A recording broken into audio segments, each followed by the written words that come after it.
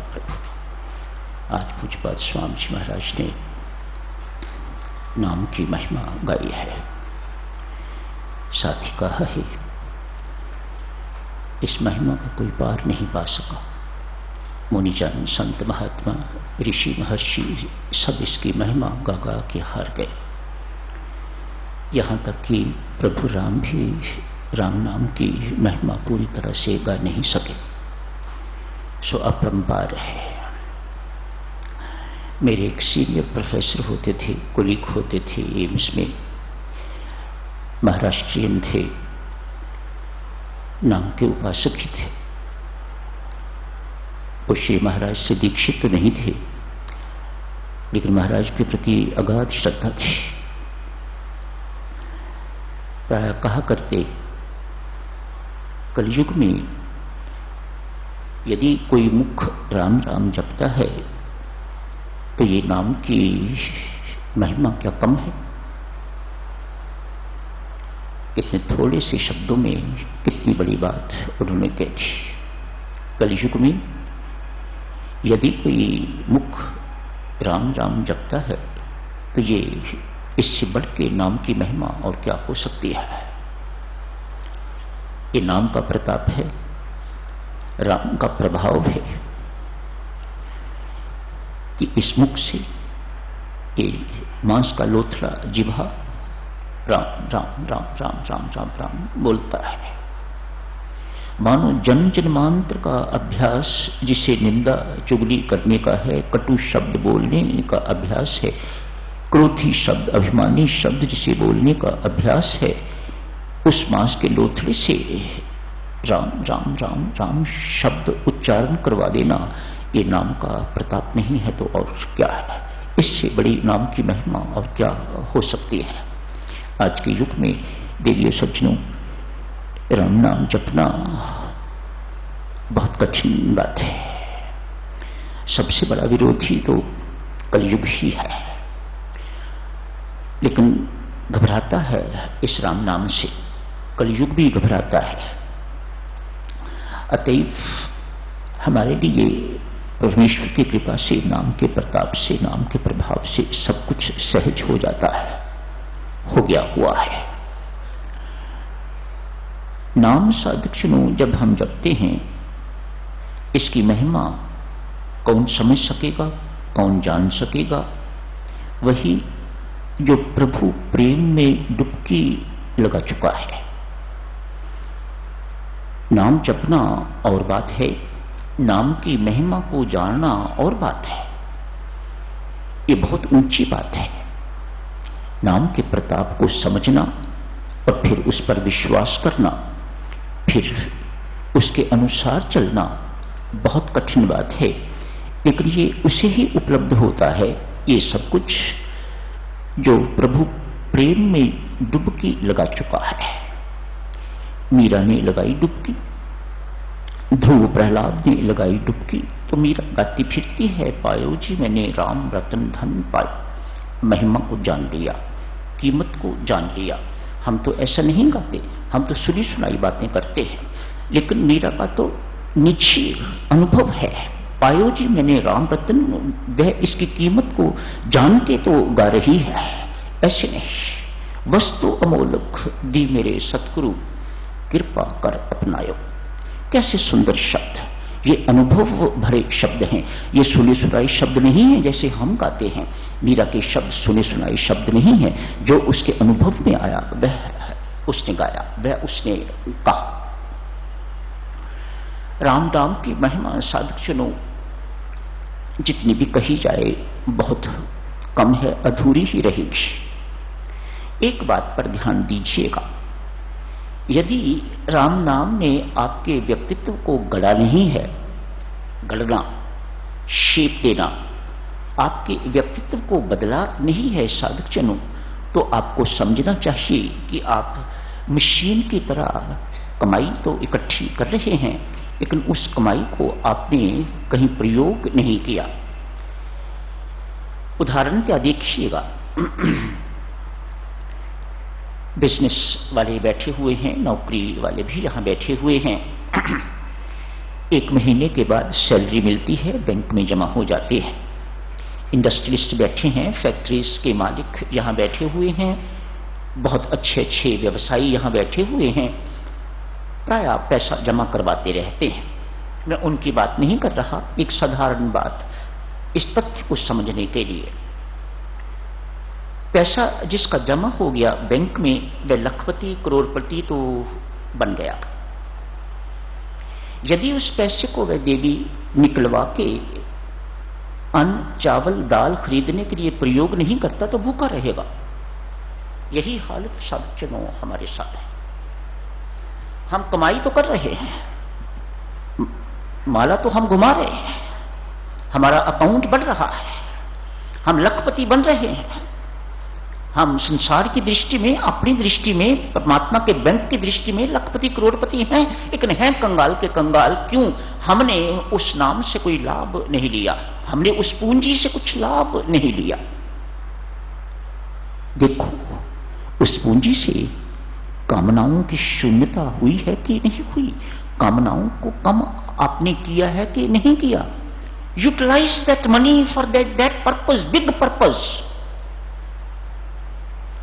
विकार मेरे अंदर से खत्म हुए कि नहीं हुए? मेरा आचरण, मेरा स्वभाव बदला है कि नहीं बदला? Utilise that money for that big purpose.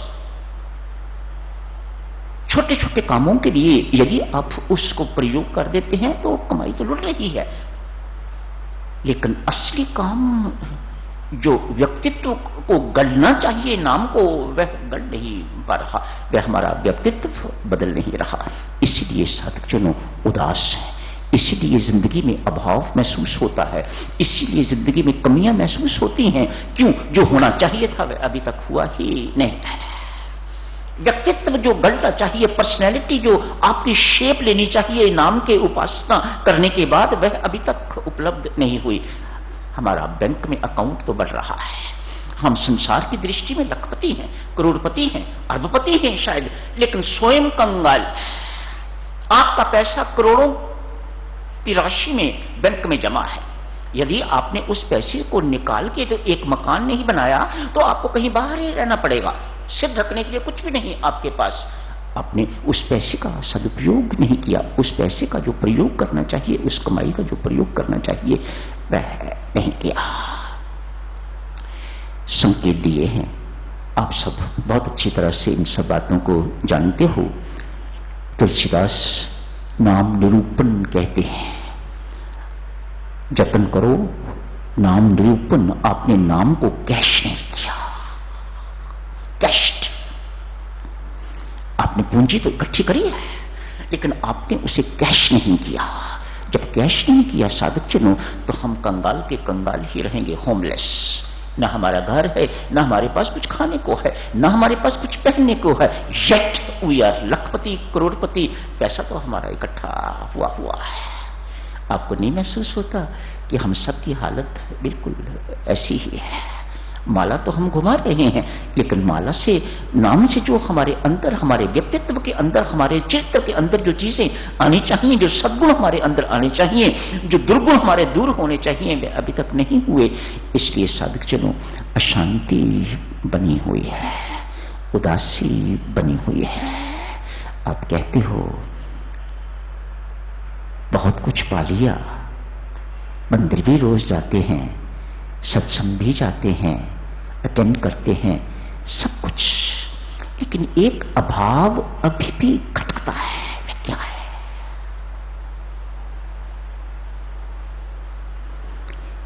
आगे बढ़ते हैं साधकजनों, जारी रखेंगे इस चर्चा को। कल भी सिमरन शुरू हो जाएगा, नाम का सिमरन, नामे का सिमरन, यही करना है। सो यही प्रसंग कल भी जारी रहेगा। आज साधकजनों, एक संत महात्मा के पास कलयुग ब्राह्मण का रूप धारण करके आ गए हैं। राज्य है उनका, मालिक हैं, साम्राज्य अपनी चला सकते हैं और अपनी चला रहे हैं। जिसका राज्य होता है उसी की चलती है।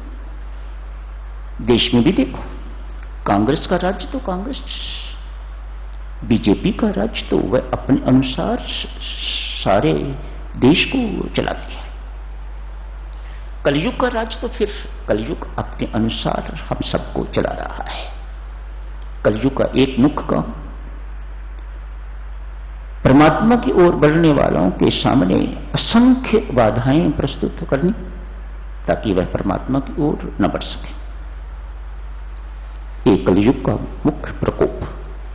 आज एक संत के पास ब्राह्मण रूप धारण करके कलयुग आए हैं। मिस्टर कलयुग कहते हैं संत को, मिस्टर ये स्वयं राम राम जपना और दूसरों से राम राम जपवाना बंद कर। मेरे राज्य में रहना है तो मेरे अनुसार चलना होगा। तो इनसे राम राम जपवाता है, स्वयं राम राम जपता है, तो मेरी इन पर दाल नहीं गलती। कलयुग के शब्द सुनो। मानो जो इन पर मैं अपना प्रभाव डालना चाहता हूं, को प्रभाव डालना चाहता हूं, वह इस प्रभाव से फिसल जाते हैं, खिसक जाते हैं। मैं इन पर पूरा प्रभाव अपना नहीं डाल पाता। मानो इस नाम से कलयुग भी घबराता है, डरता है। कैसे भाग्यवान हैं हम सब, कैसी कृपा है स्वामी जी महाराज की हम पर, जिनसे हम नाम जापक हैं, नाम जपते हैं हम। कलयुग नाम से जपता है तो मानो हमसे डरता है, इतनी आसानी से हमें हाथ नहीं डालता। लेकिन फिर भी राज्य उसका है, डालता तो है, वह बलवान है। आप स्वयं राम राम जपना बंद करो और उनसे राम राम जपवाना बंद करो।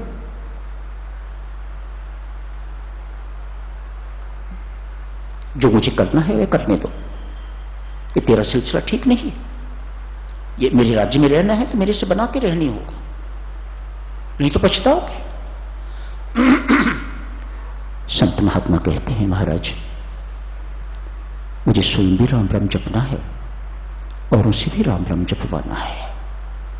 भीड़ इकट्ठी करना सत्संग का तात्पर्य नहीं है, लेकिन भक्ति का प्रचार हो, प्रसार हो, भक्ति इनमें संचारित हो, इन्हें अपना स्वरूप का बोध हो, अपनी आत्मा का बोध हो, परमात्मा का बोध हो।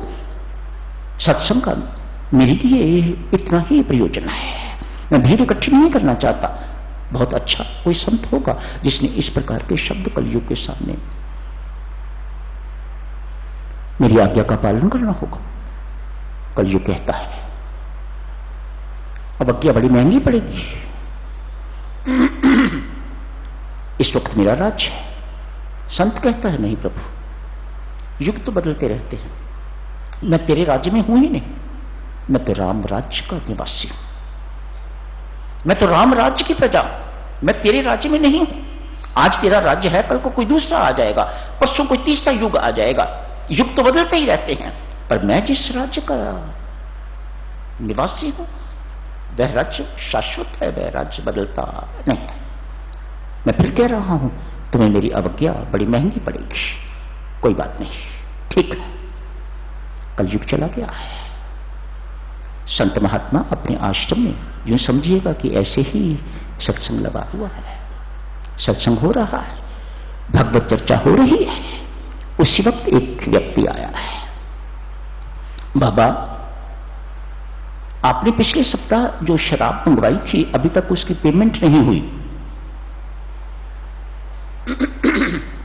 एक व्यक्ति कोई आया है, आके कहता है बाबा, संबोधित करके उस संत को, बाबा जो पिछले सप्ताह तूने शराब मंगवाई थी अभी तक उसकी पेमेंट नहीं हुई। समर्पित जितने लोग बैठे हुए थे 1 मिनट लगा सबको बदलते। हम तो इसे भगवान समझते थे, ये शैतान, ये शराब पीता है, देखो इसने शराब मंगवाई, ये शराबी है, ये कबाबी है, इत्यादि इत्यादि बुराई साधक जनों क्षणों में फैलती है। दूर दूर तक सूचना पहुंच गई, आश्रम खाली हो गया। संत महात्मा इतना ही कह के प्रसन्न है, परमात्मा बहुत सम्मान दिखाया आपने, अब अपमान की बारी है। मस्त है, आश्रम बिल्कुल खाली हो गया है। संत समाननीय वंदनीय शतान घोषित हो गया है। जारी रखेंगे साधक जन कल इस चर्चा को। आज यही समाप्त करने की इजाजत दीजिएगा।